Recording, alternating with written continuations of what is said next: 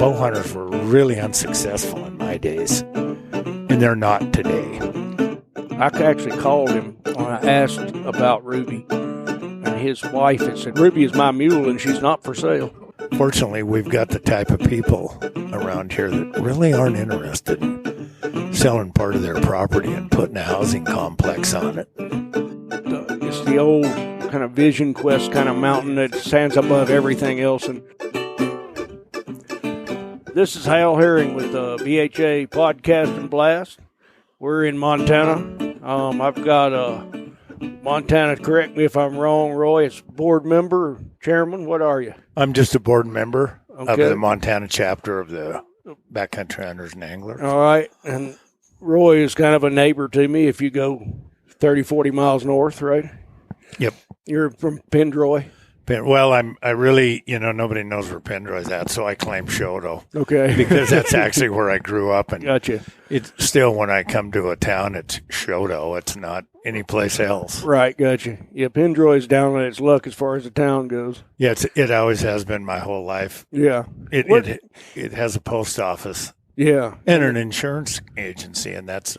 Do they still sell insurance in there? They do. It's a going concern. What's that place you can get steaks if you call ahead? That's the Rose Room. Rose Room, yeah. And it's still open, fairly limited. The people are getting pretty agey, but yeah, she's like the Energizer Bunny. She never quits. You bet, yeah. I stop in there and get a beer sometime. We're hunting up there. It's pretty cool. When I was a kid, we used to go in there. There used to be actually 2 bars there because we farmed out south of there a little bit, and that's where I live on my grandma's old homestead out there.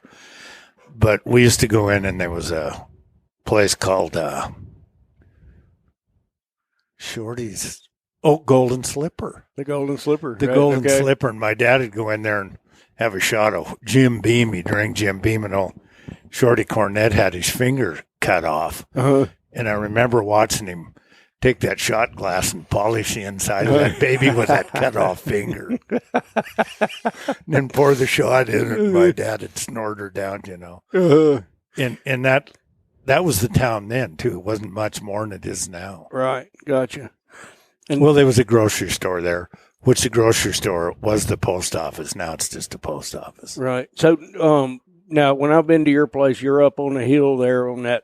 You got a section there, right? Yeah, with your taxidermy, section with your taxidermy shop in the middle. Yep. And that's your original home place. That was my grandmother's homestead on my mother's side. Gotcha. And wow, but you didn't grow. You grew up in Shoto. I grew up in Shoto, but because the house burned down when my mother was a little girl, and I'm not sure must have been the late teens. She was born in 1916. Uh-huh. And then her dad, besides farming that, ran an elevator. There used to be 3 elevators there in Pendroy, too. So gotcha. And now, of course, there's that chair was going back and forth. I was trying to figure out what it was. So Hal needs some WD-40 on his chair. So then, not to get into old history, but when did they put the missile silo? And you're the only person I know that lives by a missile silo. And and it's a defunct one now. Oh, it is. Yeah, lucky for y'all. It is, but I wish they'd decide what they're going to do with that land and give it back to us. But it seems like it was in the late 60s. Uh-huh. They put that missile in there. I remember them doing, or not, did I say 60s? I meant 50s. Okay. It was 57, 58, 59, somewhere in there. That's wild. It was, Did it have a missile in it at one time? It did till just a few years ago. I got you. I watched them pull the missile out and then the warhead. And when they took the warhead out, it was there was guns and helicopters. And it was a regular parade, I'm telling you. Uh-huh. And that's when they pulled the missile out, it was no big deal. But when the warhead went, it was a big deal. Uh-huh. Wow. And that was in the Cold War days, and I remember in the town of Shoto at the airport, they had what they call civil defense. And it was a big bubble on top of the airport, all glass. all the townspeople took turns manning that with binoculars, you know. The Russians were coming. To see the right. And I remember going up there and sitting with my mother. Mm-hmm. And manning the post. And watching for the Russians coming, you know. Wow. It was a crazy world. It was a crazy world. We were eating dinner with a guy who has a wheat farm way up on the High Line somewhere, and they've got a bunch of, it's off that solid road. Yeah. Which was maintained and built for that, right? Anyway, he grew up during that time, and he said what it was how do you remember, mutually assured destruction. and then he said, and we were right in the middle of it. He goes, and he just burst out laughing, and everybody at the table burst out laughing at the idea of mutually assured destruction. But it wasn't a joke at the time. No, it wasn't. Yeah. I mean, it was the real deal. Yeah. Well, that's so I was so that place, and that when you go to your taxidermy place, I mean, yeah, that's one of the nicest ones I've ever been to. So you've kind of winded that down in the last few years, right? I have. You know, I've pretty much retired from the taxidermy world. Mm-hmm. Although every now and then I'll do something for somebody I really like. Yeah. But, and my main business was in Shoto for about 25 years. Gotcha. And I owned a building there, and then I sold it. Now it went from being the taxidermy shop to the organic food store. Oh, that's Jill's store. That's Jill's store. I got yeah. you. I got you. So that was my taxidermy shop. In the south part of it was the library when I was a kid. And then I built that north half on. Gotcha. The south half was the what? The library? Was the library. Wow. Yep. And that's before the library moved down on the main street. It was. Deal, huh? Yep. Yeah. Well, Jill and them are keeping it alive, sort of. They are, you know. So she's got that big old bull mounted up there, that European mount in the store. Have you seen it? Yeah. Yeah. That's Russ's. Yeah, that's Russ's. Yeah. And Russ is a pretty good hunter. He did snow survey with us the first year. I don't know. That's when we found that big bull frozen in the river. Oh yeah, I remember dead, that. Yeah. And Russ has carried it on. He's a pretty good elk hunter himself. He is, you know. Yeah. And he's Russ is the real deal. Yep, for sure. Yeah. He was our trail breaker on that trip. Yeah, and it was a big trip with a lot of snow. And I was usually third back, and I was just watching Russ break the snow. Yeah, third's good, but fifth's better. Fifth is better. Yeah, you could just cruise. It's kind of like a snowmobile trail. Yeah, yeah. Well, so you grew up there in Shoto, right? And what years did y'all get in with BHA, and what was the driving force behind that? You know, I guess the real reason I got in, I was with, we were at the Elk Foundation. What do they call that? The banquet stuff. Yeah, yeah. In Reno, and that was through your taxidermy business, right? No, I was with Dusty Crarius, gotcha, doing some booking elk hunters. Gotcha. And then I ended up working a booth for the Campaign for America's Wilderness. Okay. Because they'd heard about the stuff we hadn't accomplished much other than getting oil and gas withdrawal at that time. Yeah. What years was this? You know, I can't remember. It was in the 2004, 5, 6, gotcha, somewhere in there.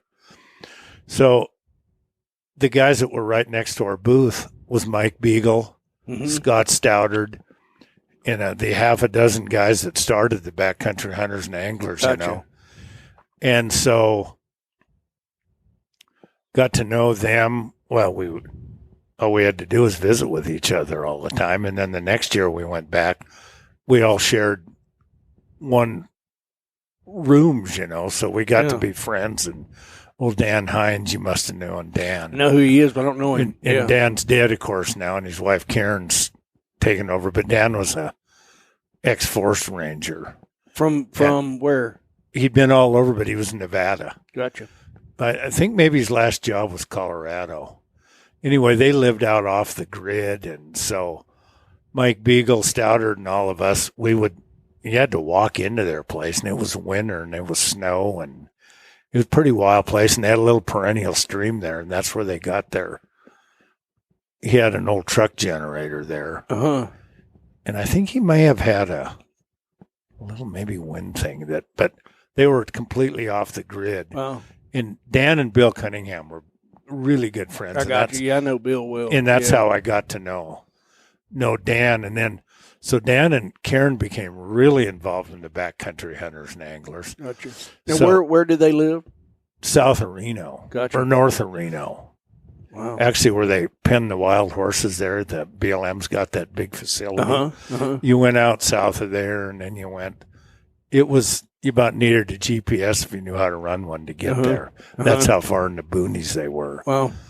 And so we became friends with Mike, and there's some guys that I don't even remember their names now, and they'd get they had damn few members at that time. Yeah. And so, of course, Dusty and I joined them. Yeah. And it just kind of evolved from that. And then I kind of got away from it because we quit going to Reno. And then when they got Greg Munther involved, Greg called and asked, and I'd known Lantani a little bit, but Greg called and asked if I'd wanted to be on their state board so they could keep up with what was going on the Rocky Mountain front. Yeah. So I said, yeah. And, I'm not as active as I should be, but they kind of keep me around anyway. Yeah. Because, we've got a lot of experience, some of us old guys, Right. And I think that's why they keep us. But, they got such a young bunch of bright people on that. And I really don't. I've been there, done all that stuff. And so I just sit back and enjoy what they're doing. Yeah. I agree with most everything they do. Yeah. Well, I get from Facebook, I get like all the trips that the young bloods are making out of BHA, and I'm pretty, my life feels pretty constrained by work. Yeah. Yep, exactly. But I see these 10-day trips they were loading up to do the Missouri Breaks, opener. Yeah. And holy smokes, it looks like so much fun.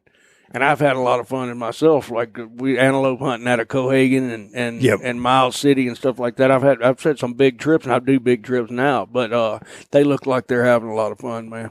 They do, and they're pretty conscientious. They're a good bunch. Yeah. So you're when you got into this with Scott Stouter's an old buddy of mine. So I didn't realize the genesis of all that really. And that history, I should know it, but I don't. Yeah, and I wish I could remember more people. I think Mike Beagle's he is the daddy of it. Yeah, and I know, and I only know him through social media stuff, but I know Munther's giving them all a run for their money as far as spending time out with a bow and arrow. Well, Greg always has, and in Greg's. Oh, is that your phone? I thought somebody broke in the front of the door.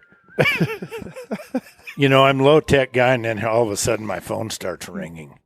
Well, you got a flip phone. I got one of them, too. Flip phone's about all I can handle. Me, too. I'm not. I don't text. I don't do any of that jazz. I'm lucky to be able to answer the phone. It won't go off again, I'll guarantee. Yeah. I'm lucky nobody's ever hunting me.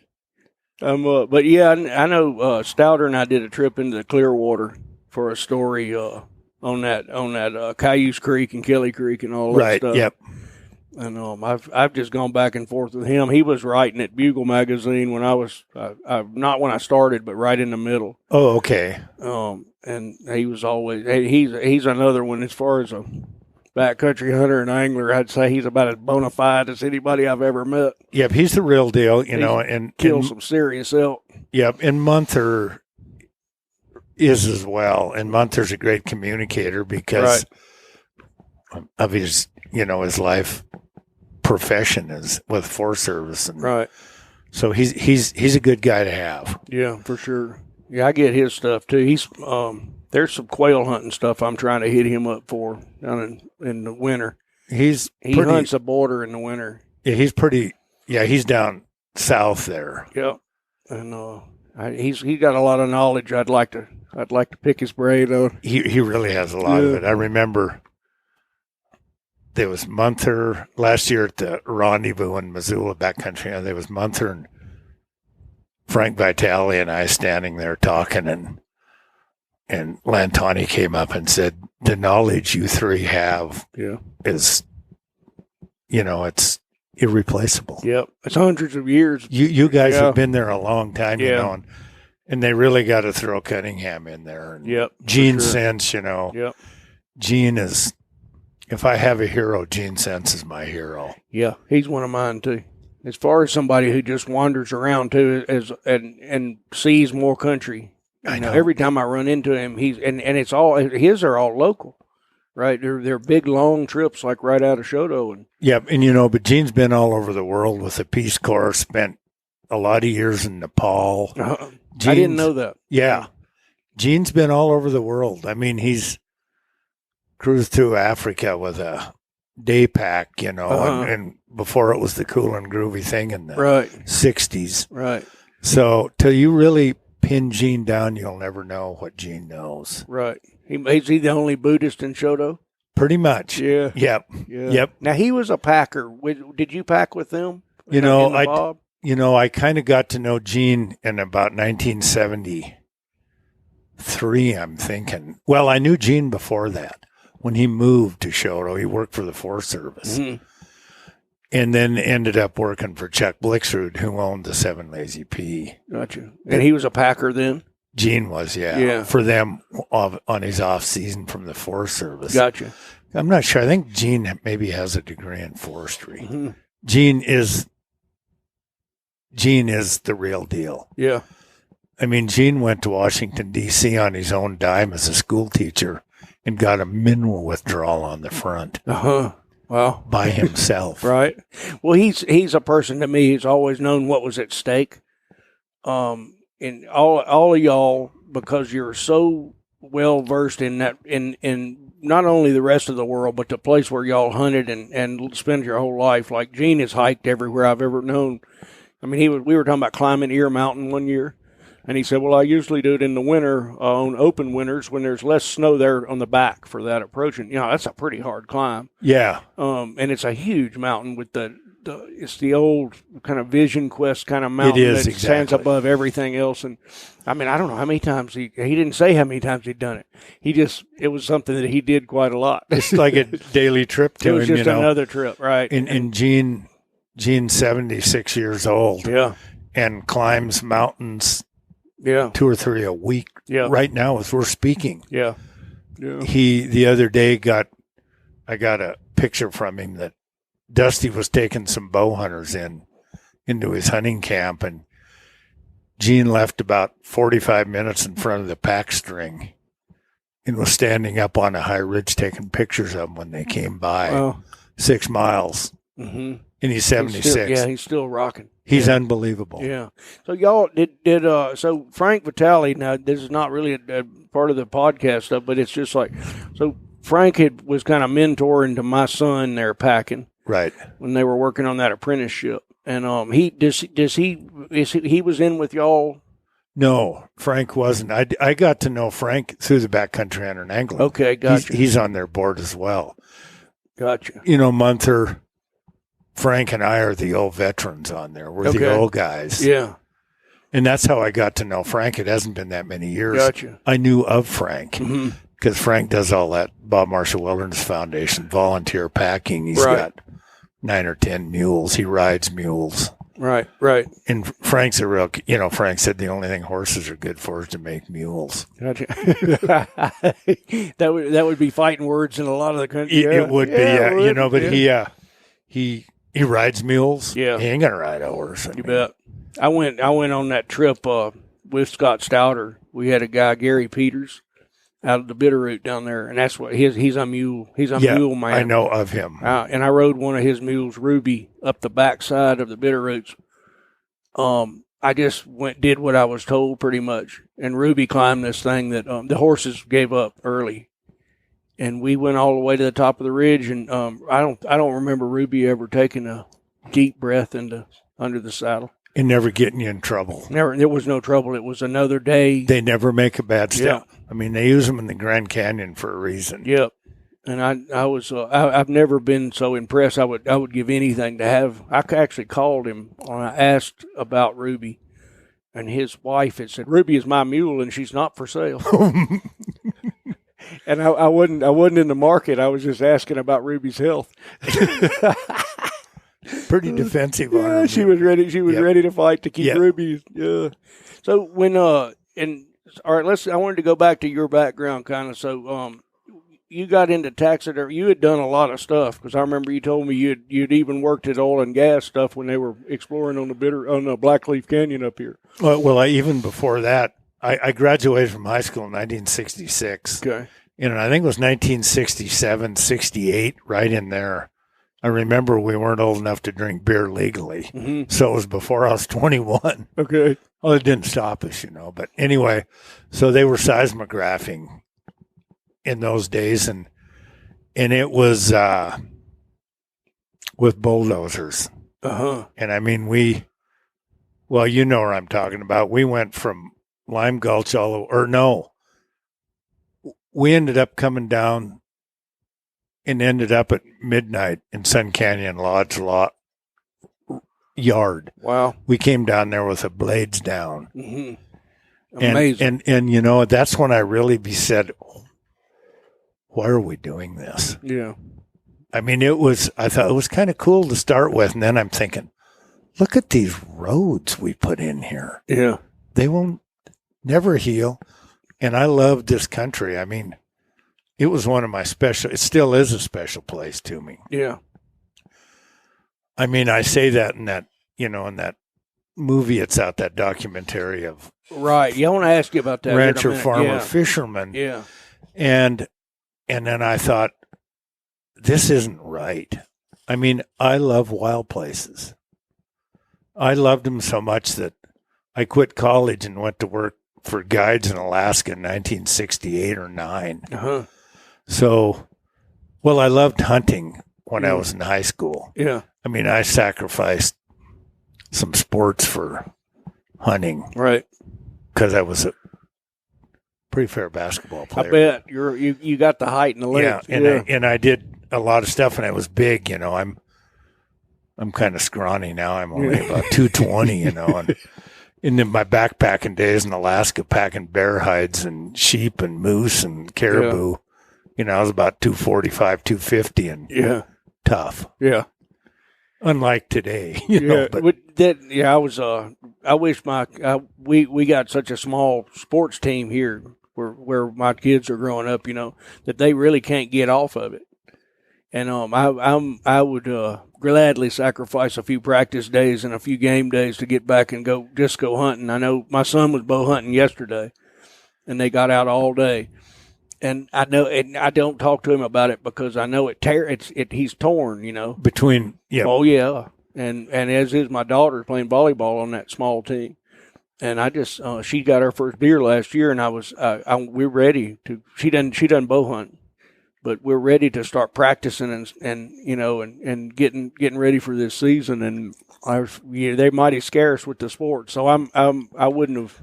The sacrifice was probably worthwhile for you. And looking back, there's those sports are pretty important in small schools. Yeah.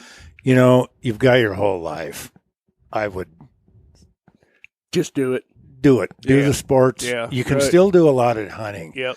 But if you become obsessed like I was, which was scary, in its own right. And there was nobody like it. I mean, dang few. Mm-hmm. And now half the world is obsessed. And that's kind of where I have some issues with what's going on today. Sure. Well, let's talk about what that was like for you in those days. So it was, I mean, if you saw another person, I was angry.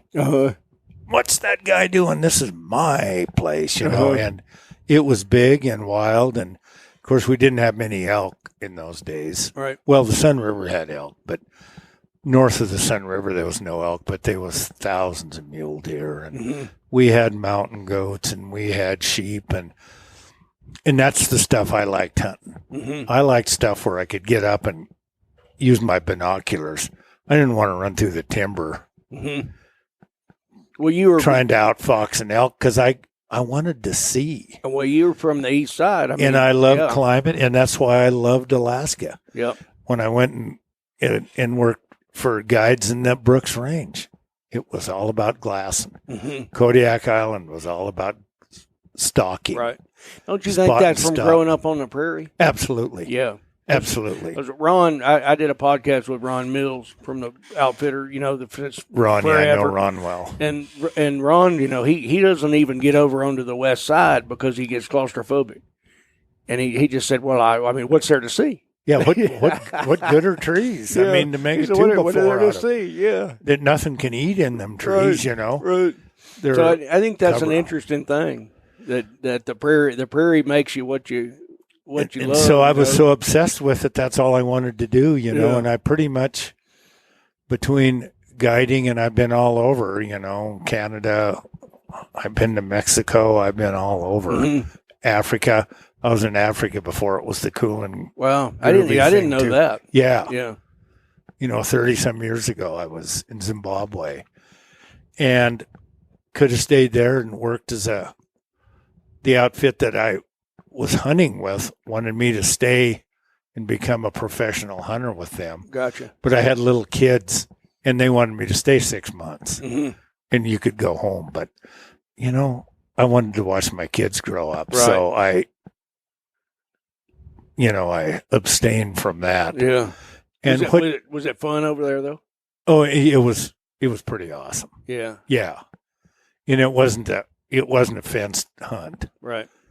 And so it was fun. I mean, it was, the hunting was fun, but I think watching the lifestyle of those people, I mean, it was third world. Mm-hmm. And the way those people lived, how they lived was beyond me. Mm-hmm. And we'd have, our trackers would be from a little village on this private land, on these big ranches. And they lived there, and the women would be out and carrying water out of these mud holes that if you and I took a sip of that stuff, we'd be doubled over in seconds. Yeah. And that's what they had to drink. Yeah. And our tracker was from one of the villages. And you thought we could sacrifice a little meat, but all they got was the guts. Uh-huh. And it was like a starved guy had tasted prime rib once. Wow. I mean, they just cherished those guts. Yeah. And they put a slice in the paunch and dump the contents out and then throw the liver and the lungs and everything. Inside the paunch? Yeah. Yep. And it was fairly warm. It was in August. So it was, what was it? Just starting to be summer there. Okay. And it was pretty hot, 90s in the day and get fairly cold at night. So you'd shoot something in the morning and it was getting a little gamey by the time we dropped him off at his village. Yeah. Man, he took off. He was pretty proud of that. And that's all they got. Yeah. They didn't have knives and forks. And they treated them pretty rough. Yeah, that's wild. You would think you could throw a quarter their way, huh? Yeah. But no. Yeah. And I remember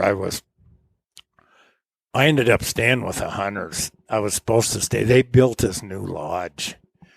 And of course it was all the native people that were the cook. Judea was the tracker and his wife was the head cook.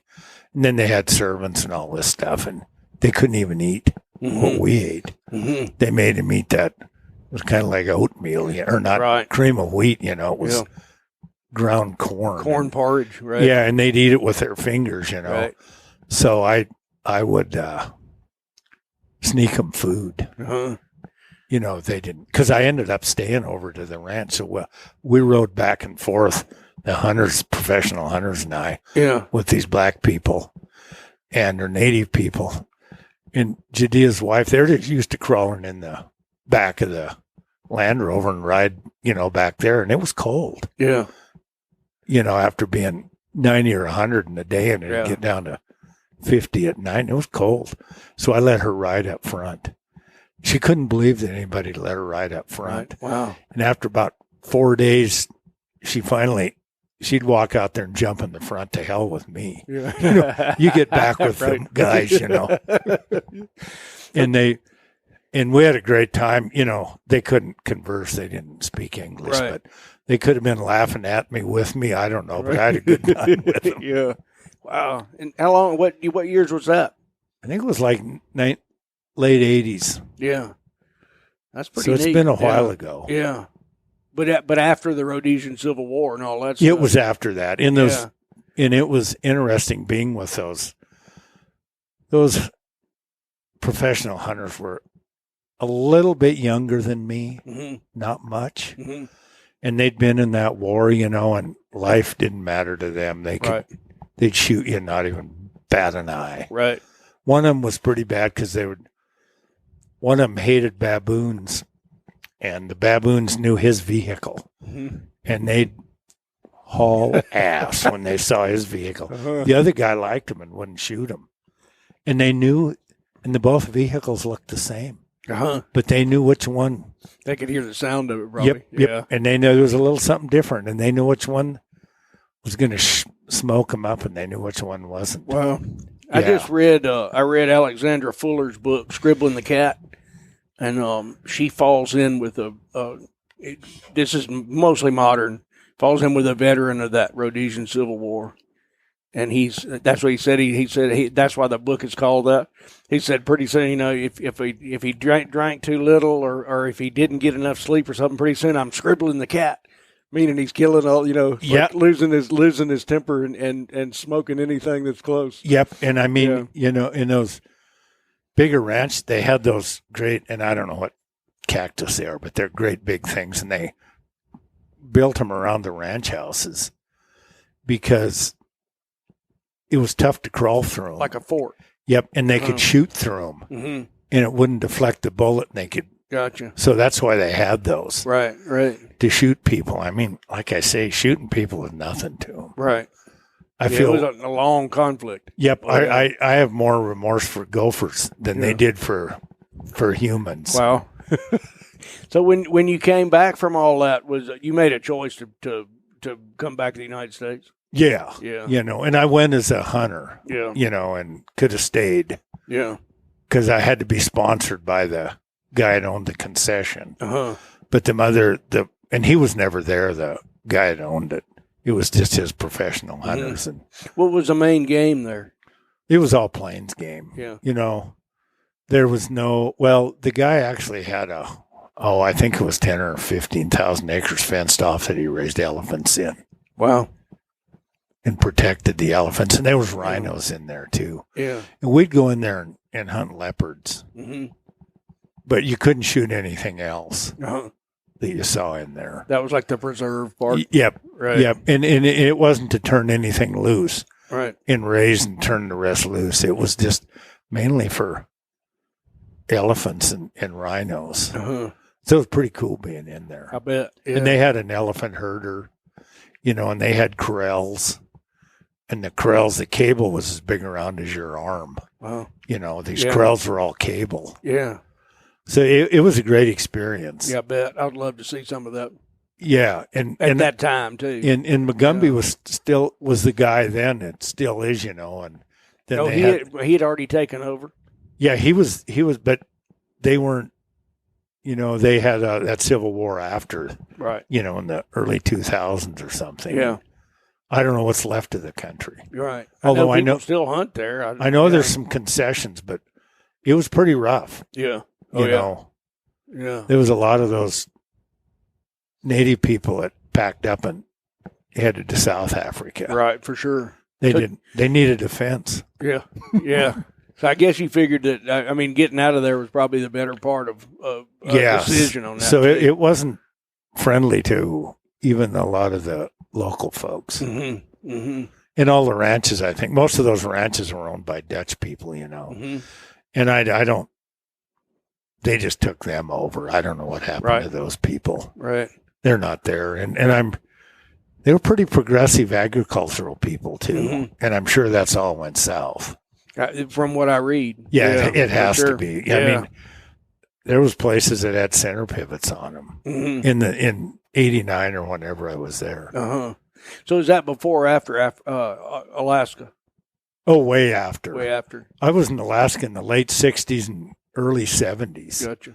So I got to see some pretty cool stuff in Alaska too before it was like we hunted an anwire and there was nobody else hunting anwire. And there was one other, I mean, you could see 50 rams on one hillside. And I went up there and ate. Are you talking about, are they doll sheep? Doll sheep, yeah. I got you. I went up and we were the only one in there, and we didn't, actually the guy I worked for him with Pinnell and Tollefson, the old brown bear guys. And so he had a guide's license, and then he booked some hunters and wanted me to work for him. So we went in Anwar. We didn't even know where we were going. How'd you get there? Flew into Arctic Village, and then had a super guy with Super Cub flew us in. And was the Dalton Highway there? No. Oh, wow. No, that road had not been built yet. 2-3 years later is when they started on it. And so there was like nobody in there. Yeah. And the only sheep that ever got shot, there was starting to be snowmobiles. So the natives at Arctic Village were getting snowmobiles in.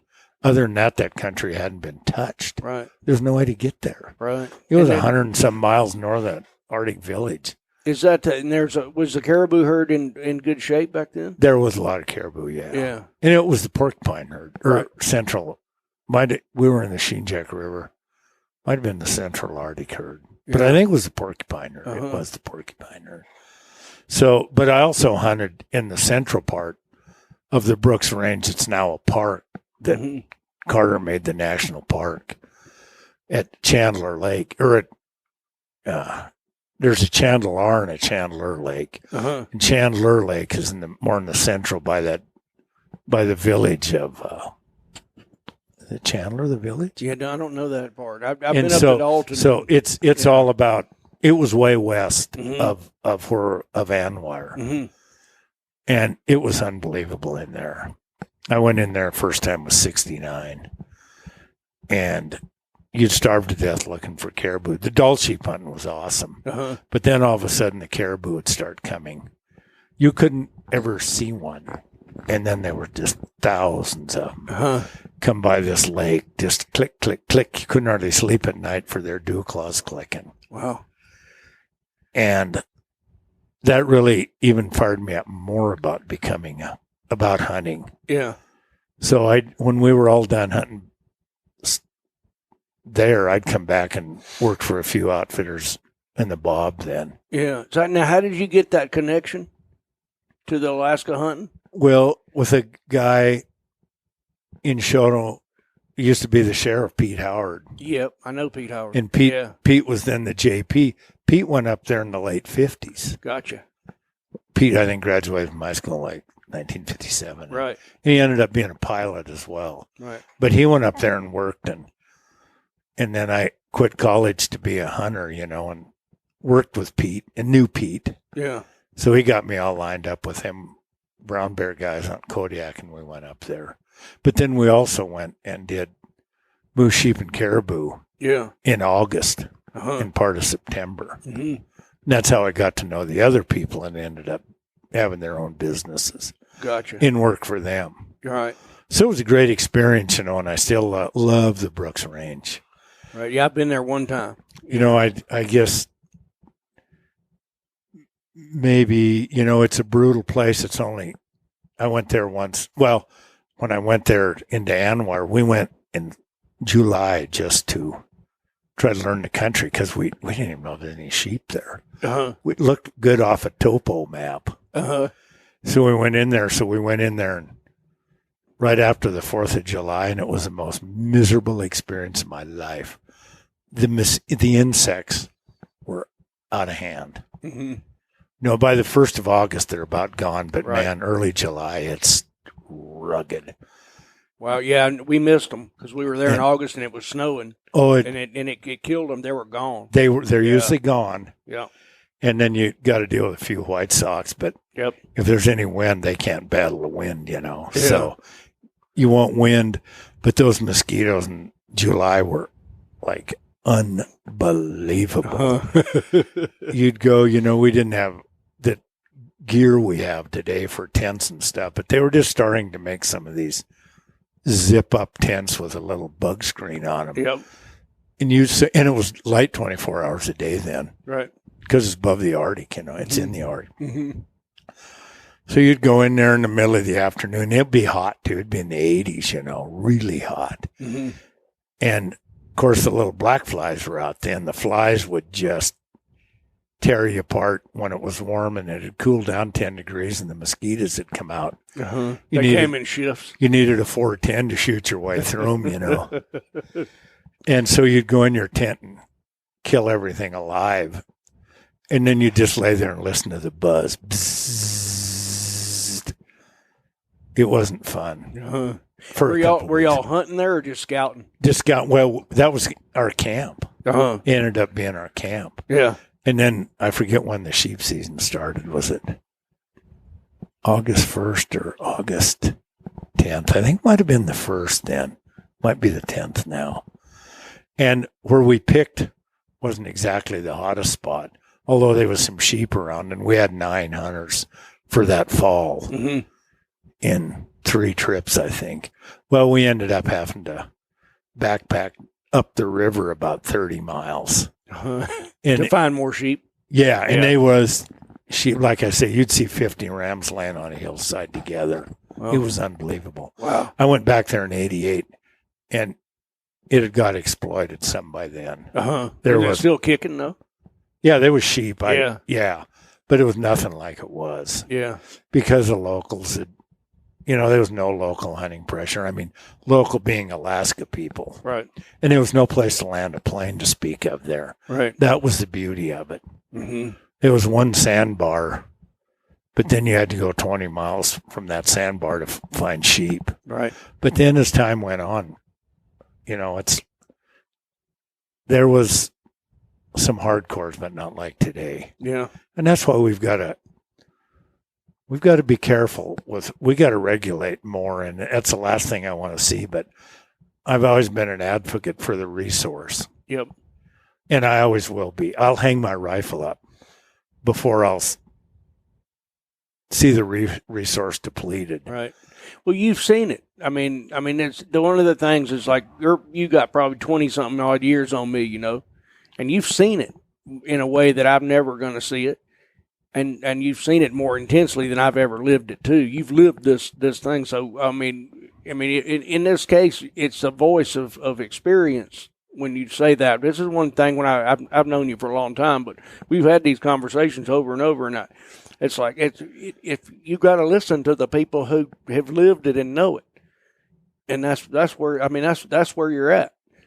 And I totally agree with that. And like I say, I got to see it, and money could not have bought the experiences I had. I don't care how much money I had. They were the guys that came in and shot. Right. Shot a big brown bear, shot a sheep, or they really weren't about the resource. Right. They were about themselves.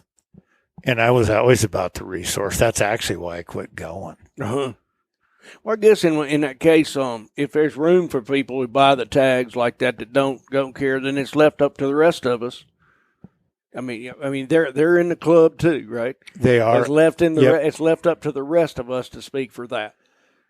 And so I get criticized a lot for my beliefs, on hunting. Mm-hmm. I mean, it's quite obvious that hunting has been my life, but I'm pretty disillusioned by it now and there's a lot of reasons for it. I mean, there's gear. Technology is ruining hunting, and yet we haven't really regulated for technology yet. Right.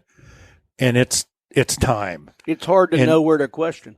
And the more people now are way, way tougher than they were in my days. I mean, there's no place sacred anymore. Mm-hmm. I mean, they have the kind of gear you can buy these 2.5 pound sleeping bags that's waterproof. And you can put a hunting camp on your back that weighs 10 pounds. Right. And stay at 40 below zero if you want. And these guys are tough. They got the boots. And to me, especially, and I'll go to my favorite species is mule deer. We've got to do something with mule deer. Let's talk about that, because that's one of the things when on the technology and on all of that. One of the things before we go to mule deer, though, which is one reason I wanted to do this talk with you, was where do you draw? We can talk freely in this, right? And so where do you draw the lines? What lines are important to? Let's don't say there's an ultimatum and we're going to ban you from doing this and other. But let's say, where are the lines that you see after a lifetime of being in the backcountry as a fanatic hunter? What are the lines? The lines to me is plain and simple. It's age structure. And I'm not talking about going hunting, but I'm talking about the betterment of the species to keep the species a strong. No, but I mean on technology, like on the use of technology, like where do you start seeing the where you say that's too much, that's too technologically advanced, that's too much advantage? Where is that line? See, and you can't ban the line, right?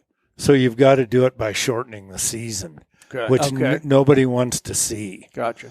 I mean, I started bow hunting in 1959. I turned 12. And they actually sold me a hunting license before I turned 12 so I could go bow hunting. I was bow crazy, In our bows, at 5 yards, I don't know if we could have penetrated. But we were crazed. I bet. and in the technology in bow hunting is what blows my mind. I mean, and then you got the TV shows, which, I mean, there's some good ones there, but there's also some junk ones. And when you get guys shooting at nearly 100 yards with archery equipment, I'm sorry, that's not archery hunting. That's a mechanical device. That's not archery hunting. So it's usually no problem to get 100 yards. Cut it down to 15 or 20. And, I mean, bow hunters were really unsuccessful in my days. And they're not today. But yet we haven't really regulated. I think we have the same season now as we did in 1959. And I think the reason we have what we do is because of private landowners. I mean, wildlife, they don't know. They know where they can go, especially elk, that they feel safe on. Right. So my favorite saying is, and this isn't probably going to be a real popular saying, but I'm going to say it anyway. FWP sets the seasons and private landowners manage the wildlife. And through access. Yeah. And having a place that those critters can go, get away from the masses, because we start hunting the first weekend the first Saturday in September. And now, hell, we're going to the middle of February with shoulder seasons. Right. And I realize the shoulder seasons are due to private land hoarding or whatever you want to call it. But part of the reason we had no elk when I was a kid on the front, other than the Sun River, they had no place to go. Right. Landowners were not tolerant. Right. You saw an elk, he was competing with him. Man, I'm going to gun him down. And these landowners are really tolerant people today.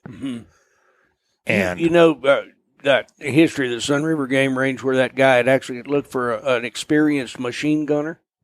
Yeah. To take care of the elk herd out there. Yep. That actually became Sun River Game That Range. was the Sun. Yep. That became the Sun River His Game property.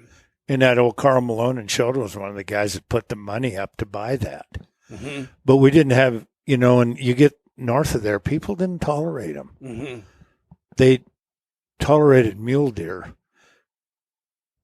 kind of, but there were so many of them that they really didn't, and they didn't understand that mule deer really weren't competing with their cattle where elk were. Right.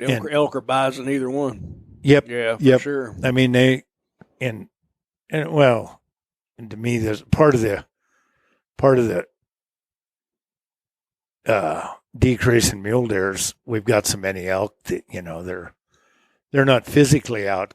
They are physically, but not socially out doing them. But I mean, they want to eat the same thing mule deer do. Yeah. Till they get it all ate, then they can go up on the hillside and eat rough fescue grass. Right, gotcha. Where the mule deer can't. Yeah. And so I think that's one of the major deal. I mean, you can't blame any one thing on mule deer loss. I mean, they are a declining species, and I've read everything Geist says about them, and I'm a believer in Geist.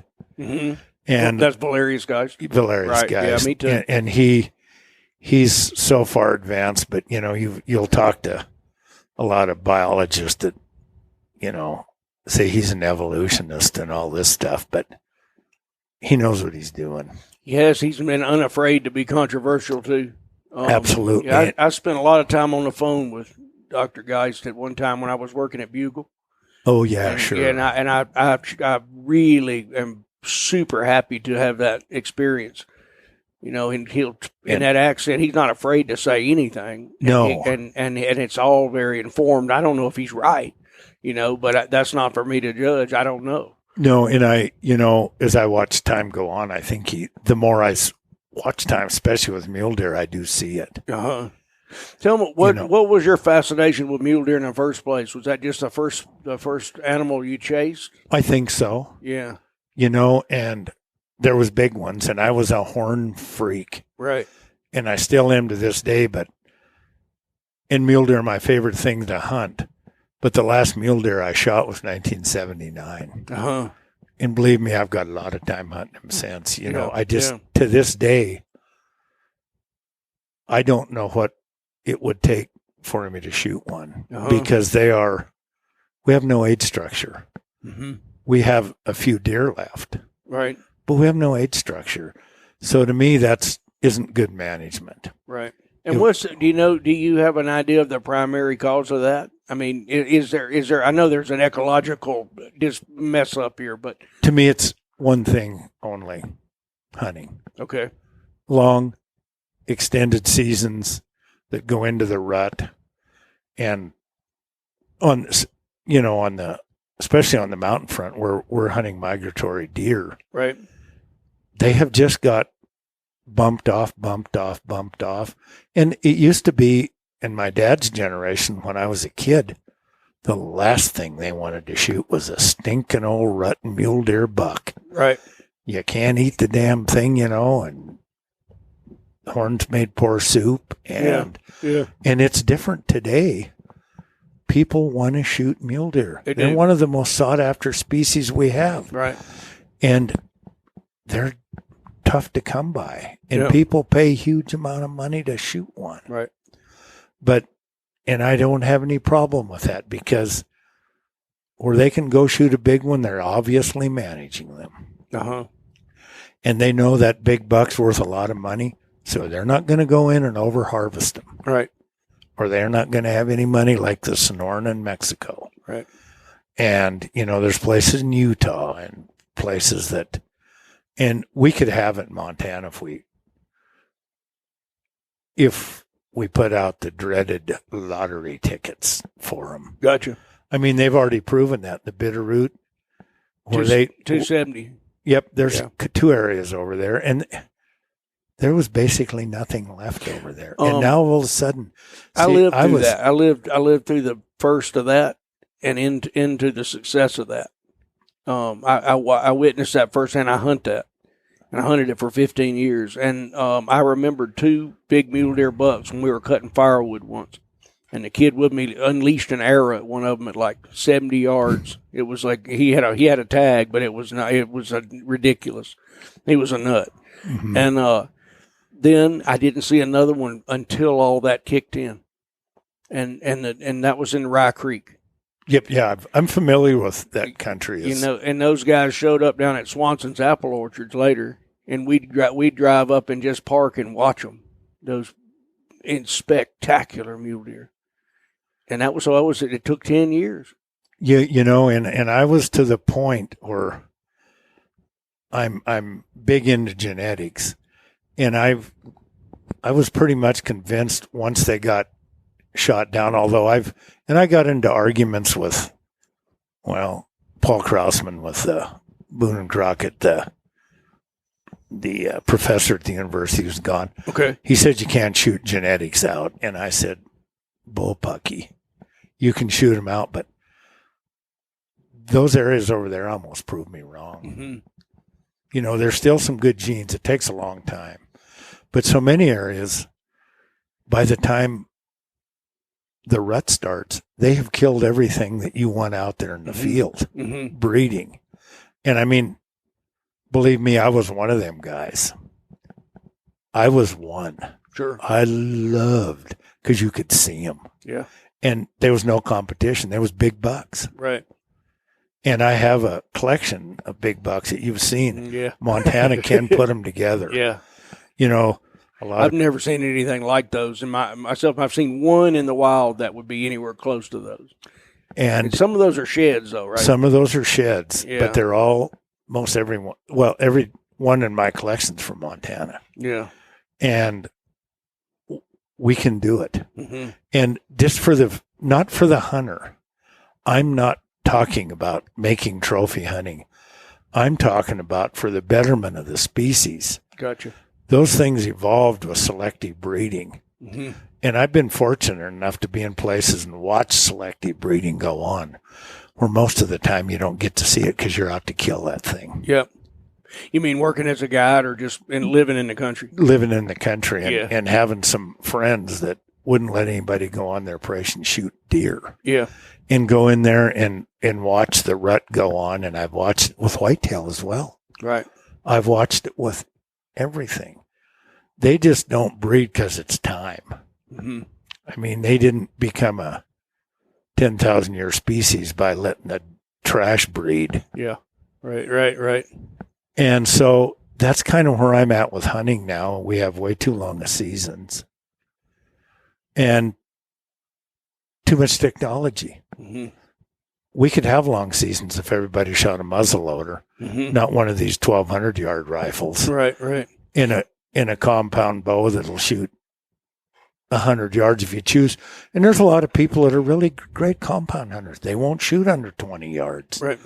And that's a hell of a weapon then. But, boy, I tell you, I've been there watching that big bull elk at about 80 yards with my recurve thinking, maybe I can hammer one over. Right, sure. And that happens. Right. Well, anybody who's a real predator, if you're into hunting your whole life, you've got that predatory, and it's very hard to regulate that in your mind. It's damn tough. The only way you can regulate that's with seasons, because I've been there and done all that. Mm-hmm. And it's like you say, it's tough to control yourself. Yeah, it's hard. I've known people that can't do it, and I also have felt that siren call myself. I have, exactly. And I'm not going to say I'm a Puritan like I preach to be today. Yeah. But experience made me talk the way I'm talking today. Yeah. Would it help for the last 2 weeks of the season to be dropped? I mean, we talk about that every year. How is that done around the West, Well, I'm not familiar with a lot. I'm kind of familiar with, Wyoming's done hunting mule deer before we start. Okay. And their seasons are like 10 days long. Mm-hmm. And those mule deer people they will sacrifice. They had a big die-off last winter. And I know a guy in Laramie, Buzz, that the Fish and Game there wanted to extend the seasons, and the hunters got together and said, no, no, we need these big bucks to come back. Right. We need this egg structure. And again, what I was interested in what you said there. It's not just to produce giant trophy mule deer for a shooter, a hunter. It's also for the benefit of the species. More for the benefit of the species. To me, the hell with a hunter. Right. I mean, that's they don't count as far as I'm concerned. Mm-hmm. Although I love it, I still love it, mm-hmm. and I think people should be able to do it. Mm-hmm. But we've got to have a conscience when we do it. Mm-hmm. And a lot of these. Well, we've got the technology, then we've got game cameras, and I mean those poor animals, they're being watched 24/7, mm-hmm. and now we harass those things forever. I used to hunt shed horns, as you know, sure, but nobody else was doing it, right? And now it's a craze, right? It's a craze, and I mean the people that hunt them, they don't care whose property they're on, right? It's a craze. Where I'm at, yeah. There's a lot of bull elk winter, and you can't find a shed horn now. Right. And it's all people. It isn't public access. Right. And I mean, well, where they tagged that them. one up here with the transmitter and finally caught that guy who was poaching all those shed horns off the Sun River. Yeah. He was down in the Bitterroot, and they eventually had that transmitter go off. It's a great story. I've written about it, but they've been watching this. It was an old surplus pickup truck, like green Forest Service green, but with Bitterroot tags, and they suspected that was who was wandering around out there. Being that the season it's closed so that the elk can winter there, right? And they eventually got him with a transmitter, yep. in a big old horn. Yep. I wrote a piece years ago called "Wild Treasures of Horn Hunting," and it was about my use of horn hunting was the way I would go pick up beer and gas money, when I lived in the Bitterroots, and especially like when I was working in thinning timber or what, and it started later, right? And the high country was still full of snow, and I'd horn hunt for beer and gas money, and I was obsessed with it too. And loved it. Yep. I mean, and I did stop at one point because of the zoo nature of it, the circus-like nature of it. Yep. Turned me off. Not to mention there wasn't any more horn. I know, and and to me, we harass wildlife year-round anymore, and I don't approve of that. And this actually was before they closed the game ranges from December 1 to May 15th. So I was you used to be able to go. You could go anywhere you wanted. That's right. I know. I'm very familiar with that. And then when they put a price tag on antlers, then people were really crazy. Yeah, and that's what's crazing me too. Not only, I used to work with a guy in Missoula. We bought antlers. Mm-hmm. We bought them. Right. And, I remember then in the Fish, Wildlife, and Parks made that you couldn't pick anything up on the skull. Mm-hmm. And I still have people bitching about, I found a hell of a sheep head, and that's BS that I can't pick it up. Right. No, there's a few bad apples that we all have to sacrifice stuff for, and that's one of them. There was so many sheep being shot. Oh, and then they go back in the spring and oh, look what I found. Right.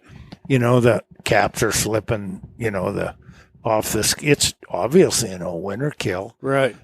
The lines are hell on them. That's what they are. Yep. It killed them all. I found this one right there. Yep. Yeah. And so we're the worst species out there. Us two-legged suckers. It's a destructive paradigm we live in. It is. Wolves, grizzly bears, nothing else ever made an endangered species. Right. Right. So when did this revelation come to you? When did you slow down on the shooting and think more on the other end? Well, like I said, 1979 is the last time I shot a mule deer. Gotcha. And what were you thinking at that point? Well, when in the 60s and early 70s on the front, it went till January 1st. Gotcha. The mule deer, because the biologist we had here said that we had to kill off the migratory mule deer to make room for the locals. There was no local deer. They were migratory deer. Uh-huh. And I've never heard that theory. That was the late 60s, okay. mid 60s And man, this was the only area open. And Ear Mountain at the time was private owned, where the game range is now. Okay. I've seen that mountain look almost red from people. There was no other place in the state open. Right. And people came over here and you could shoot 2 bucks. Gotcha. Or 2 deer, but nobody shot does. Right. And, you know, I totally believe we probably had more deer than the habitat allowed for. Okay. But, you know, there was no predators. Right. 1080 took care of everything. You never saw a coyote. You never saw anything. Right. A few mountain lions would make it. And so they had no predators other than us. Right. And like I was saying, nobody really wanted to go mule deer hunting, but me, you know, when you could go out there on the winter range in December and say, wow, look at that. And they were potluck. Oh, I thought I turned that off. That's all right. We'll get it.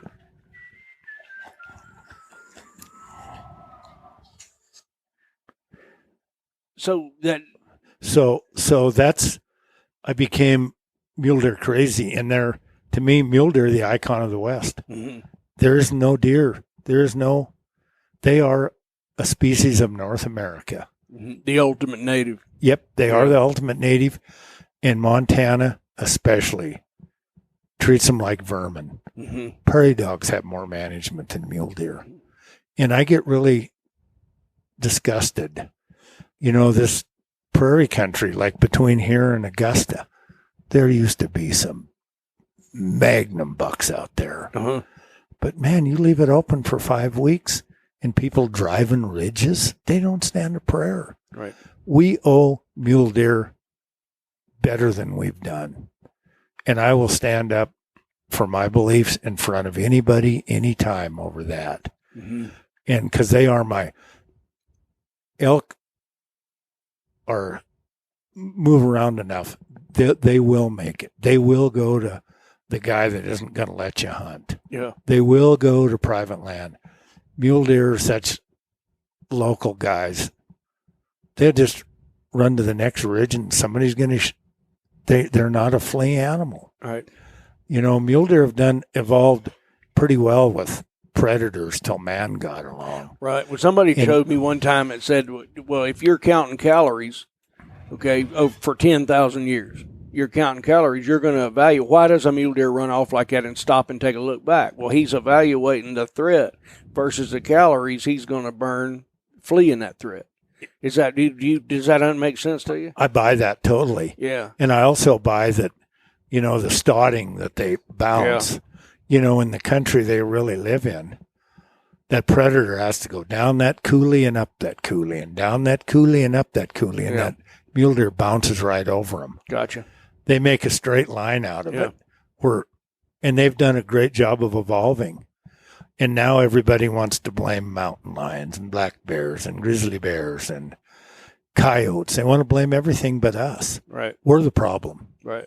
We are the problem. Well, I saw, and to me, you know, I did all that energy reporting out of Pinedale for years, right. Bugle and everybody else. And I think one of the low points of that whole experience really for me was when that mule deer herd went down to at least 46% and then on into the 60% level. And people said, you're not even talking about the coyotes. You can't tell me that 11,000 vehicle trips and whatever it was, you know, all those well pads that are basically touching for miles. We need to talk about coyotes. And that was one of the low points of the experience for me. I bet it was. It really was, because it means that you could deny what's in front of your eyes and what you know has to be true to something that you have some type of connection to that could explain this in a way that it defies what you see, and yet it fits in with what you want to believe. And it blew. I'm going to say just one last time, it was a low point for me. And I'm that way today with our mule deer management. The way we manage mule deer, it's it's pathetic to this icon of the West. Mm-hmm. And other states do a pretty good job. Mm-hmm. Well, something that happened here. And I don't mean to be critical of Fish, Wildlife, and Parks, sure. but they're ruled by the almighty dollar. Mm-hmm. And, my idea is,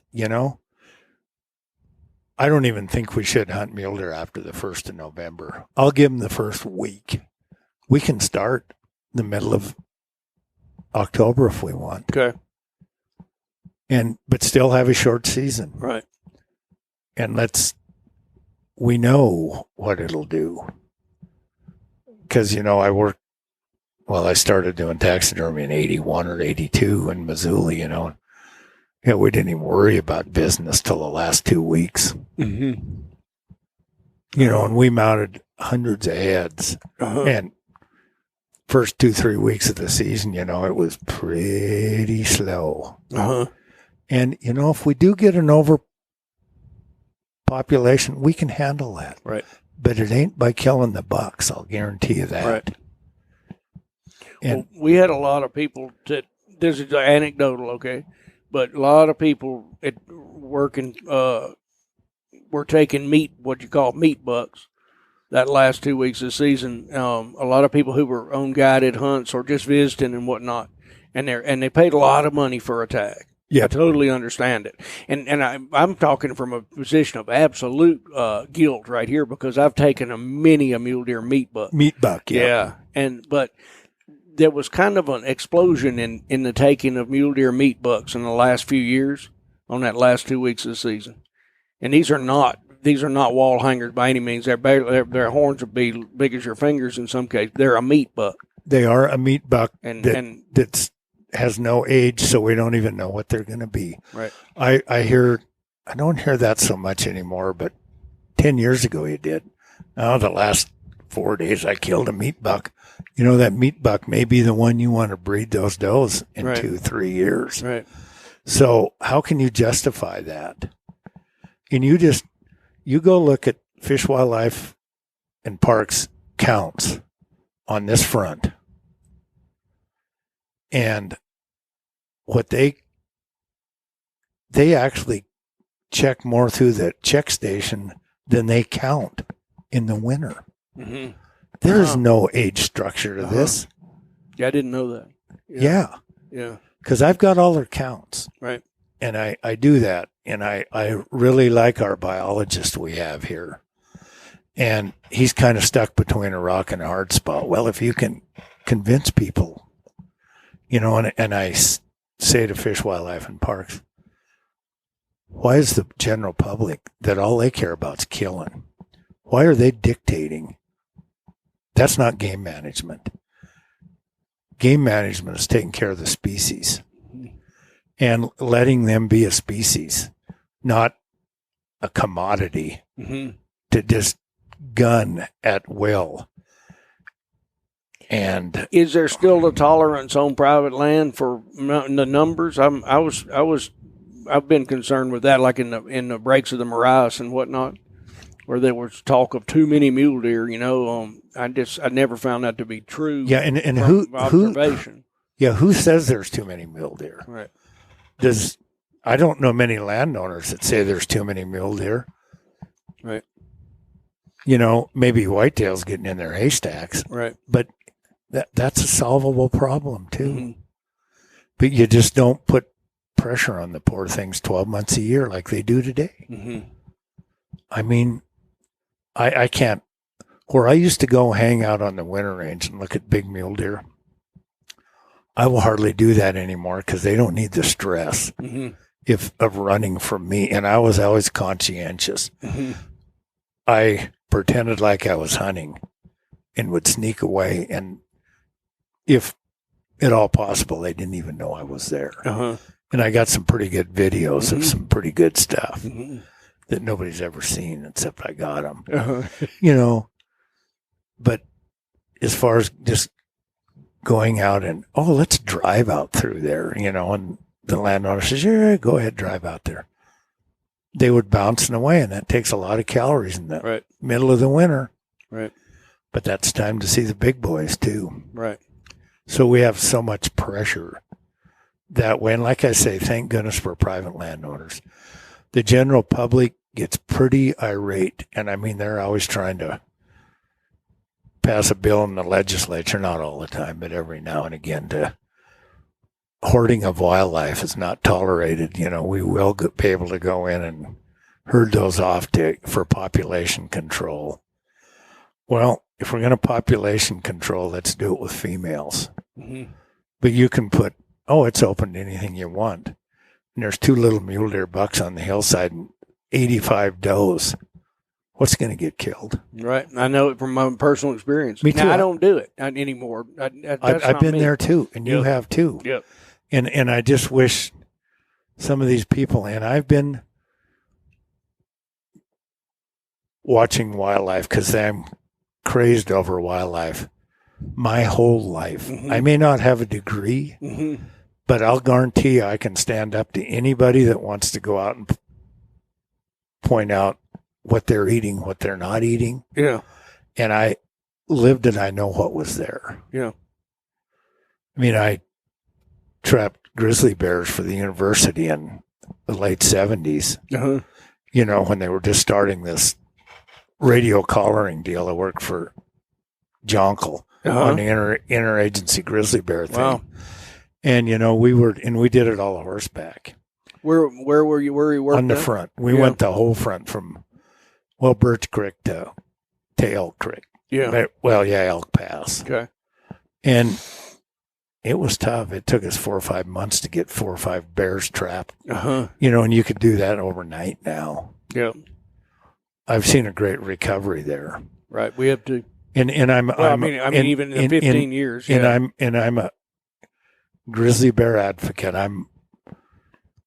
I guess maybe I'm not really thrilled on delisting of them mm-hmm. because I don't trust what could happen to them. Mm-hmm. Although they'll never let them get it at a low like they got at one time, because they'll come in and do it again. Yeah. And the only reason most people want them delisted is they think they're going to be able to go out, buy a tag, and go grizzly bear hunting. Mm-hmm. It ain't happening. Mm-hmm. I mean, Fish, Wildlife, and Parks is going to have there's going to be that number just like the feds have set now. And they may let them shoot some if there's some left that mm-hmm. doesn't get hit by a car, by the train, right, poached, conflict bears, or whatever. Right. And most of the bears that are available for hunters to shoot are sows and subadults or sows and cubs. Mm-hmm. Them big old guys. You know, have you seen that bear mounted in the museum in Shoto? The big bear? I have not. I've seen the one down at Lincoln that got hit by the car. Okay, well, this one I mounted, and has its own building at the museum in Shoto. Cool. No, I've never seen it. And I was there when we collared that bear in 1978 or 79, and that bear got killed in the last season we had in 1991. Gotcha. Out on the Teton. Of course, he lost his collar early. Nobody ever knew what happened to that bear mm-hmm. till they drew those tags that year. I think it was 91. And I think they drew 5 tags. And I don't know if they killed, I don't know if they all. There was one of them killed at Diamond Lake. I know it in the very last of it. But I don't know. Oh, that was back here in White River. Yep. Yeah. These were it was the only spring season they ever had on grizzlies. Okay. I think it was 91. And we had a huge snowstorm. And they did kill some big bears. Well, that's when that bear got killed. And it was killed on private land up the Teton. And the guy that killed it was a guy that had worked for an outfitter back in the Sun River for years. He was from Vermont. Mm-hmm. And he was a beast. He was an animal. Mm-hmm. And he crawled in the brush on his hands and knees with a 30-30 and shot this bear. And the only reason we even knew that was the bear that we trapped in 78 was it had the lip tattoo in him. Uh-huh. And that bear lived his whole life. We trapped him on Ear Mountain. Yeah. And never caused a conflict. He was totally nocturnal. Yeah. Nobody saw him. He caused no problems. Right. And, and he was 21 at that time. I think he was one of the Unreal. oldest bears because he was 6 when we trapped him. Yeah. And he was big then. Yeah. We didn't weigh him then. We had no way to weigh him. We used a hog weight tape and estimated the weight off a hog weight tape. Well, what's a hog weight tape? It was do a measurement it was the and tape. estimate? It gives you the I forget whether it was where we measured, maybe several places and averaged him. I can't even remember. And he came up to be a 600-pound bear, and that's in the spring. Mm-hmm. Of course, now we have lots of 600-pound bears, right? And plus, but in those days they didn't get to live. I mean, I remember as a kid, a bear showed up, he was dead. Mm-hmm. And especially when I was a young kid, there was sheep around because bears can't. They love swatting sheep. Right. Around. You were around when they got into that whole herd in the Teton, right? Oh, absolutely. Yeah. And I remember when we were trapping bears, there was still some people that had some sheep, and they called us and said, "Oh, a bear got in our sheep." So we went out and set a snare for it and tied the snare to an old dump rake. Mm-hmm. Came back the next day, and that bear had drug that dump rake about 500 yards out in the middle of the field. Wow. But he'd been killing sheep. You know? And he wasn't a big bear. Yeah. But they just can't read. I mean, well, sheep are kind of born looking for a place to die. I was going to say, it's like a bunch of milk duds. It is. Yeah. They just. Or not even that, more like marshmallows. They are. And I've been around sheep and I kind of like sheep, but I mean, they're looking for trouble the minute they hit the ground. Yeah. They just look like, so when I think it was somebody that said about a snowshoe hare, it just looks like something I'd want to eat. I know. Yeah. Or if not even eat it, let's just slap it around. Slap it around, which is what they did on the Teton. And mainly, bears hardly consume the sheep. Right. I wouldn't eat one of them damn muttons either. I've tried it. My dad used to love mutton. Mm-hmm. And, it took a teaspoon in one hand to scrape the tallow off the roof of your mouth. It was nasty, and I'm sure them bears thought about the same. Sure. Well, they're used to that. But they're fun to kill. Right. It's a sport like us shooting gophers. Yeah. Swatting. Yeah. Only we'll go out and just knock the hell out of about 60 of them if we can. Just whack, whack, whack. Well, those bears, they got, I've told the story before, they got away from that snare and that one, and they just disappeared.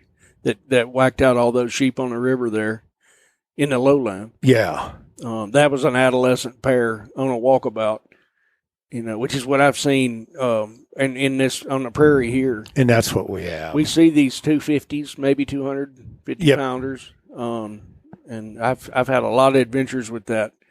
With duck training a duck dog, and then you don't believe there's any grizzly bears out in the prairie, and all of a sudden there's 2 grizzly bears like watching the duck dog.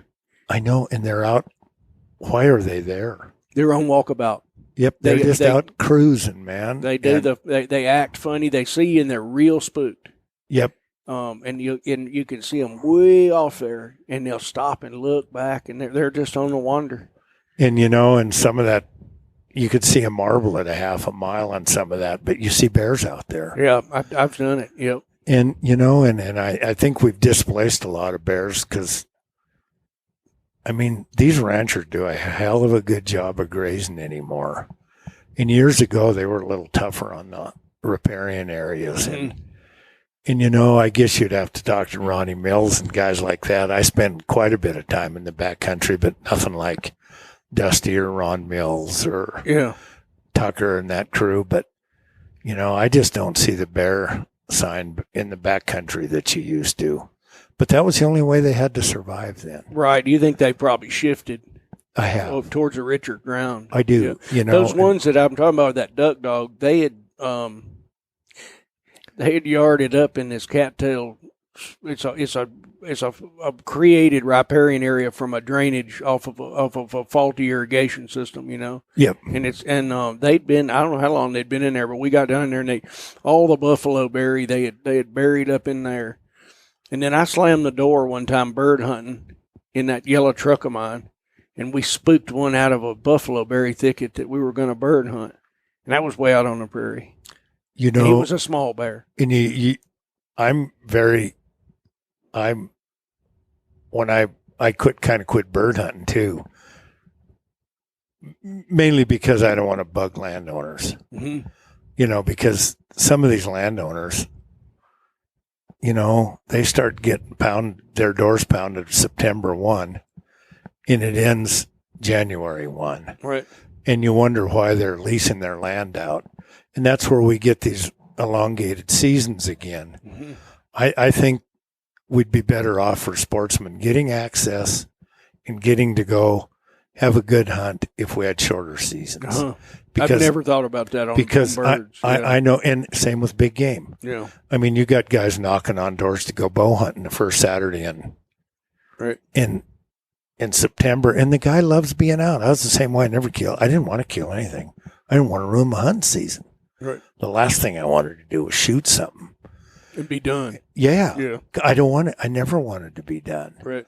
So I was the guy that knocked on the door the first Saturday in September and knocked on it on the very last day. Mm-hmm. And they get sick of those guys like me. Mm-hmm.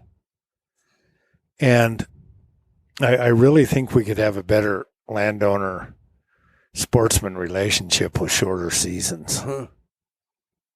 It's a hard argument to make. I'm thinking of it I'm thinking of it in terms of my own personal interest right now. I know you do. And, it's a hard one, man. And because and as well as I do, there's some good public land hunting, but it's pretty tough access. It's inaccessible. If it's easy public land hunting, there ain't nothing on it. It's pretty tough, yep. And it's the same with block management. And I experienced that whitetail block management it's a public hunting club with nothing to hunt on it. Often, yeah. Yeah, and we have experienced that. People might not like what I said, but it's the truth. Yeah. And we have some pretty good here where you and I live, public land hunting. There's a lot of places that there's a lot of but public land is saturated with people for 4 months at a shot. Mm-hmm. Nothing's going to stay there. If he does, wouldn't it have like a Oklahoma land rush on it if the season was short? I don't believe that because Wyoming does it. Mm-hmm. And if we have to, in some areas, permit it, now we have the youth season that they start a week earlier on these prairie lands, and they take a toll on them. When I was a kid, and I can't tell the exact boundary, but I'm going to use Highway 287 and 89. East of those areas was a one-day season. Uh-huh. And it was amazing what was out there. Then it went to 3 days. And it was this is for deer? For deer, for mule deer. And there wasn't lots of whitetail in them deer in those days like there is now. Yeah. Then pretty soon it's 5 weeks and there's nothing left. Mm-hmm. There's some does. You can regulate. You can keep numbers by regulating female kill. Yeah. But like I say, the thing that's out there to breed during the rut is the one with spikes so short that its ears block him out. Oh, yeah. Or he'd be dead, too. Yeah, for sure. And then he becomes a meat buck. And he's, or the papa of next year's fawn crop. Oh, I got you. In other words, you're talking about genetics now going dipping, right? Yep. So how does that apply to, say, elk? Would you see a shorter season on elk too, or are they healthy enough to take it? As long as we've got private land, they're healthy enough because they go to the private land where mule deer don't, unless they live there. Mm-hmm. Gotcha. Unless they live there. Yeah. Where there is some mule deer still in Montana is these big ranches that don't let people go in and shoot them all. Yeah.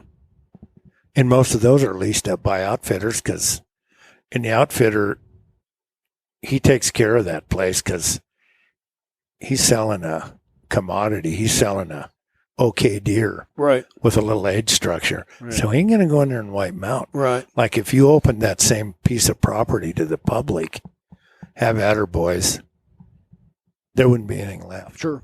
I've seen it. And I have too. I'd like to argue with you, but I've got enough life experience too to know that that's true.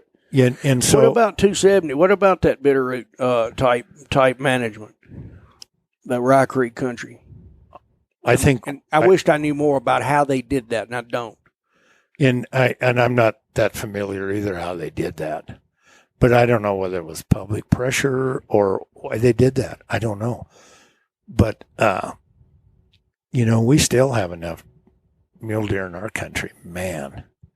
And we've got the area north of the Teton that gives out X amount of tags, but it's for private land and state land. Okay. BLM Forest Service is open for the full 5 weeks. Right. And I was instrumental in get that season. We worked our butts off to get it. People wanted it because, and I forget what year it was, all the wildlife came out in October. The game range had every elk on it. Uh-huh. And it was like one of those years with a big storm early. Yeah. Yeah. And it was in the 80s. Yeah. 84, maybe 85. I can't. And they literally, I was living in Missoula at the time, working at a taxidermy shop. And I said, well, we're going to go risotto during rut last 4 days and we'll kill some big bucks. Yeah.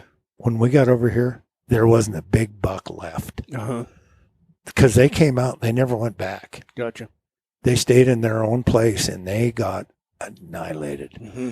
My buddy up at DePuyer, he said it was so out of hand that he couldn't control them, hunters. And I knew the regional supervisor. Well, I got to know him. He ended up being a friend of mine for Fish, Wildlife, and Parks in Area 400s. And we went in because they killed the hell out of the big bull elk too, because they never left. Right. They were shooting bull elk out here on Gilman Hill because the game range was wide open. Uh-huh. And we got they were getting bumped probably too, right? They were getting bumped off of there, and it's well, yeah, but it was legal. There was no Sure. permits. You just went in there and hunted it. Right. And they got run. They were scattered everywhere, and they wiped them out. So a good friend of mine, Dave Gustafson, who got killed in an airplane wreck, we got that area 425 made or whatever it was for that. Yep. And so we were in visiting with Dan Vincent, the regional supervisor then. And he said, well, you guys got some legitimate concerns and on. And ended up, we did get that area, and got them on. There wasn't even any permits then, but you just couldn't hunt bull elk in there. So he said, do you have any other concerns? And I said, yeah, mule deer. He said, we've been wondering what happened to the mule deer bucks. It was a secret. And I said, Dan, I'm not stupid, dude. Here's what happened to mule deer bucks. And on his desk was a picture of him and some of the employees. 7 big mule deer bucks, all in a line, whole. Uh-huh. And them guys sitting out there grinning. I said, there's your problem, lead poisoning. Yeah. That's the issue. Don't make any other excuse. And so we started working on getting those permits, and they worked great for a while. But then all of a sudden you get these hardcore mule deer hunters who aren't scared to climb the mountain, right? Who aren't scared to battle the wind, the snow. And these dudes are tough. And they go in there, and now they're killing them. Right. On the 5 week season. Yeah, and it's their thing, and it's very attractive to me too. And I used to kind of do that. I love it. Now you got a gun, it'll shoot 1,000 yards. Right. And what we've got to regulate for that. You've got to take that under consideration. Well, it's an unpopular subject. It's very unpopular, but I'm kind of an unpopular guy sometimes. Well, you've been an advocate for unpopular stuff that was, and I will continue. Yeah, unpopular stuff that needed doing until I die, right? Which I'm sure a lot of people would think the sooner the better. But well, you're pretty hard to kill. I think. Yeah, it ain't happening. I still got a few left. Yeah. Well, when you think about that, when you've spoken out on behalf of everything from the Heritage Act to wilderness you'd never backed up. No, and I won't. Yeah, and that's Gene's sense. Gene's there. Gene started, and then I got involved in Friends of the front in 1977 over an oil and gas scare. Yeah. You know, it's our special place. I mean, it's a special place for the world. Right. The crown of the continent is a special place. There is no place like it in the continental United States. And we've got to protect that baby. Right. And I mean, it's through conservation easements, which I've been involved with Nature Conservancy and the U.S. Fish and Wildlife on those. Right. The oil and gas I know. withdrawal. We were talking about earlier. The oil and gas withdrawal was huge with Gloria Flora. Right? Yeah, Gloria got it rocking, but you know, I'm sure it was Gene's persistence. Right. And Gene's the least obnoxious guy in the whole world. Right. The most thoughtful man I know. And Gloria did the right thing. Yep. Because those companies, they don't give a damn about the crown of the continent. And which is something you saw firsthand. I mean, you and I talked about that when I first met you. You worked in that. Yeah, and you know, you take a lot of the guys that really enjoy hunting have never put a nickel's worth of time, or they're out there criticizing the stuff I do. But the minute things were lost, they'd be up there pounding their fist on the desk. But once a lot of this is gone, ain't no bringing it back. Right. It's done. It's over, especially land management. Yeah. Well, I interrupted you on that list, but it was like you started out like with the lease withdrawals a long time ago. In the 70s, yeah. Yeah, and then update me on what were the major issues of your day. I know we got to wind it up. Oil. Oil was the big issue. Yeah. And, you know, fortunately, we've got the type of people around here that really aren't interested in selling part of their property and putting a housing complex on it. And now, with the easement program, most of those people have all sold an easement. Right. And it isn't going to happen. I mean, when I think about, what some of us have been involved in, Gene and myself and Dusty Carreri, Carl Rappold, Stony Burke. Right. There's more, the list goes on. You know, a lot of these Montana Wilderness Association folks. Bill Cunningham. Bill, how did I ever forget Bill? Yeah.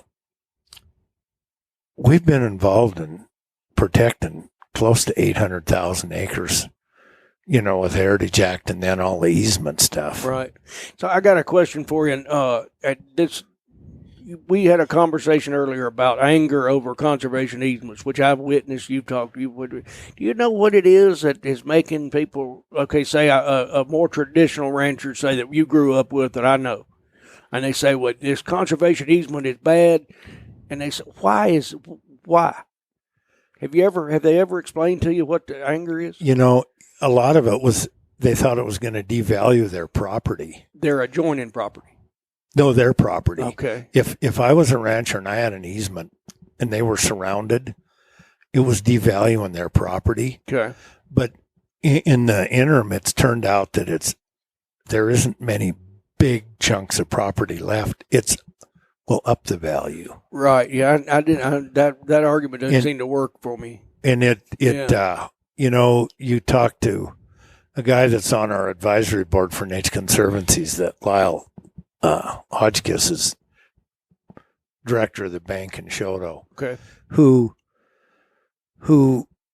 has now seen the value of easements. I've been to Washington, D.C. with Lyle. I know, yeah. He can go through his banking stuff and show you the value of easements. Right.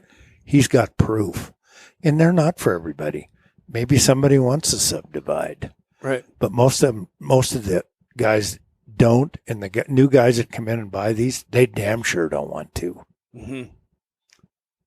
So, and there's people now. I remember when Nature Conservancy first came, they called them Nature Conspiracy. Sure. I heard it over and over. Yep. They were there. They were going to take our land and turn it back to the government. Right.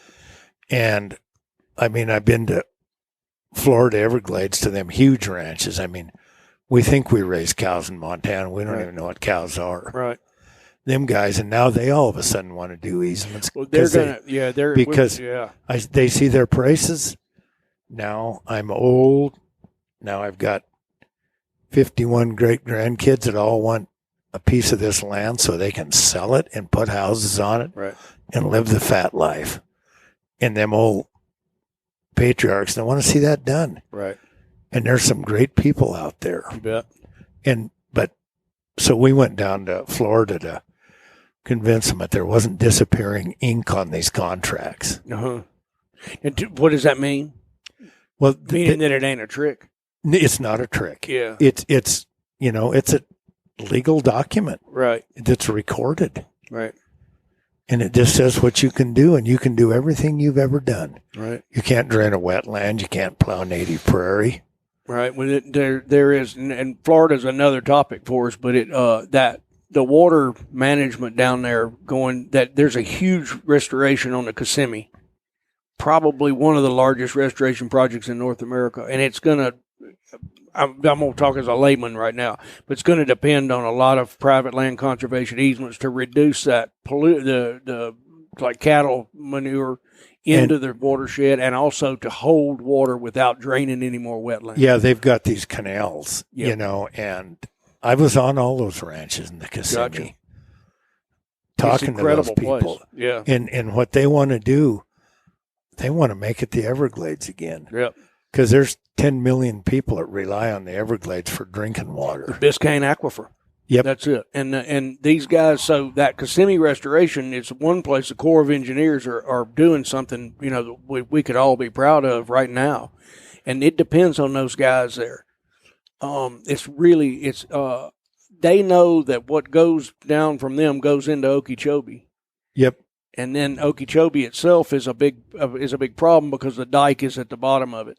And so it's really up to them and the power of conservation easements and the restoration of the Kissimmee to fix Okeechobee now. And I was amazed that you knew so much about that. And the kind of the problem with that is the big sugar companies. It is. The sugar's down south of Okeechobee. And they just throw that fertilizer on there, that phosphorus, and it ends up going directly into the Florida Bay. Yeah, eventually it does, and it fed that cattail explosion in the northern Everglades. Yeah, they haven't solved it, right? And I think that that interior of Florida there is something we definitely want to go with BHA and look at some of that restoration, and then the backcountry of the Everglades itself in Florida Bay. So I'm pretty excited about that. And when Ken Salazar was Secretary of the Interior, he had 3, and that's how we got to end up going to Florida, because he came to the Crown of the Continent over the Blackfoot Challenge, and then us 3 guys from here was over there and met with Ken Salazar, and we were leaps and bounds in front of anybody else.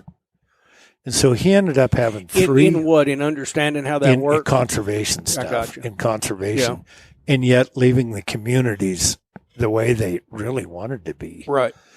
And so he had 3 places that he loved: the Crown of the Continent, the Flint Hills, and the tall prairie grass. And then the Everglades. Yeah. And that's how we got to go down there on his recommendation. Gotcha. Because what has been done in the Crown of the Continent, mainly the front and the Blackfoot. Right. Wow. So he had picked 3 pretty incredible places. He must be a kind of cattle guy as well. He was. Yeah, he was a rancher, in Colorado, and he knew we have to save something. Right. And it's not taken away from anybody. Right. It's our heritage. Well, that tall grass was I did a story for Nature Conservancy, and it put 3.2 pounds on a cow in a day in the best of that tall grass. Oh, and this guy, and all native. Yep, and I've involved with this, not so much now, but Partners for Conservation, and it's all the ranchers, and I spent a week with them. Ranchers from Florida, Texas, Oklahoma, every state that has a ranch is left, and they're a good group. And it's started over in the Blackfoot with the Blackfoot Challenge, Jim Stone and crew, who are leaps and bounds. And forget politics. That's the way we've got to do this. Right, gotcha. It's not a political thing. It's what's right. Right.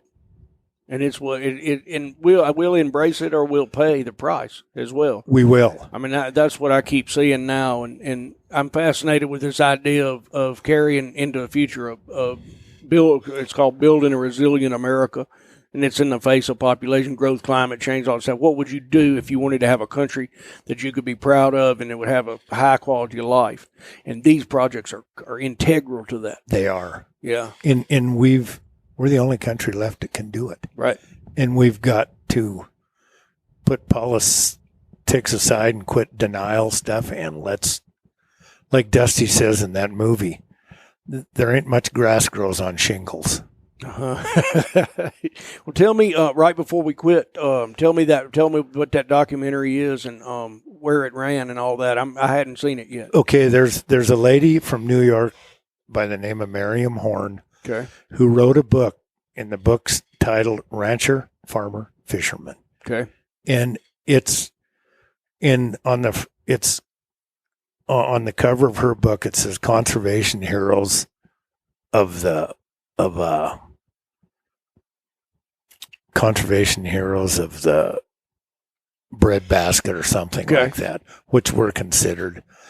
And then the person that owns the Discovery Channel and Miriam Horn were friends, and he read her rough draft of the book and says, I want to make a documentary of it. Got it. And it just came out a week ago on the Discovery Channel. And a week ago, so we're at September 4th right now, 2017. Yep. Okay. So, yeah, and so it came out a week or 10 days ago. Okay. Although they've had some premiere showings of it in L.A. and New York City and a lot of the big cities. Okay. And Dusty Crary is the rancher in it. And then our group of guys, Dusty, Carl, Gene, Stoney, myself, we're all in the documentary as well as the book. Awesome. And it's awesome. And I mean, they wanted to have a premiere showing of it and showed it, but we said no. We're not that popular. Our beliefs aren't that sought out. But we don't care. We're doing what we feel is right, and we've done it. Gotcha. If I died today, I would feel good for what we've done. Yep. And like Dusty says it best, in 50 years, I hope people look back and say, them guys did it right. Yeah. Yeah. And I truly think they will. But that documentary is well worth watching. And awesome. The farmer in Kansas with what he's doing with no-till and building his soils back up. Soil was so depleted from tilling that there was no microorganisms left in it. So all we did was pile chemicals on it and make stuff grow. Right. These guys are building the soils back. Right. And I mean, the farmer part is really pretty cool. And the book, they left a couple things out in the documentary. There's a riverboat, tugboat guy on the Mississippi that explains the ecology of the Mississippi. Wow. Yeah, I'd love to see that. And this guy is awesome. Yeah. It's not in the documentary, but it's in the book, so you got to read the book. And to me, that was absolutely what we've done. The Mississippi River is an absolute crime. Well, that's why New Orleans is in the trouble they're in. New Orleans, land loss, the dead zone. Louisiana's losing 2,000 acres a year, right, because of channeling the Mississippi, right, and all that stuff that used to build land up for us is all going out into the Gulf, right, and coincidentally at the deepest part of the Gulf. Yes. Yeah. And Hal, you're on it. I mean, you're incredible. This is a with place, your knowledge. I got 20 years of being interested, or enthusiastic. But yeah, we've been in I mean, I think that there is one of the frustrating things in this is that the solutions are there before us. Yes. We are not caught. We may be caught in a great mystery of the universe and the planet, but we are not caught in a great mystery as to how to address the major conservation challenges of our day. And you know what's really cool? We can still save damn near everything. Yep. But we got to quit denying and fighting each other. The pieces of the engine are all here in the box. They're all there, whether it's hunting, conservation for agriculture. Right. Let's all work together instead of work against each other. Right. Because like that old rancher in the Blackfoot, Dave Manick, says, just about all of us agree on 80%. Yep. Let's work on the 80 and let's make things better. And we can.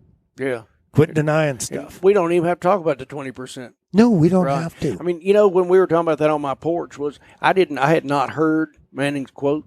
That was something that I had gotten from my life experience, was that most of us agree on about 80% of what we want to accomplish, and 20% we're absolutely at odds on, but doesn't really have much bearing on what's happening right now. No, it's immaterial. Yeah. But we just like to pick on one another. We do. We have fun. It's like being in that baboon tribe you were talking about, you know, and it's fun to take the banana away from one another one and make fun of another one. And all. It is, absolutely. And meantime, the dude's coming in the Land Rover to shoot all of you. Yep, that's exactly right. Well, I'm going to sign it off, man. I really appreciate it. Hal, I appreciate everything you do. And vice versa. For conservation, and your writing is phenomenal. And vice versa, man. Y'all done it right. So thanks a lot. All right. Pleasure.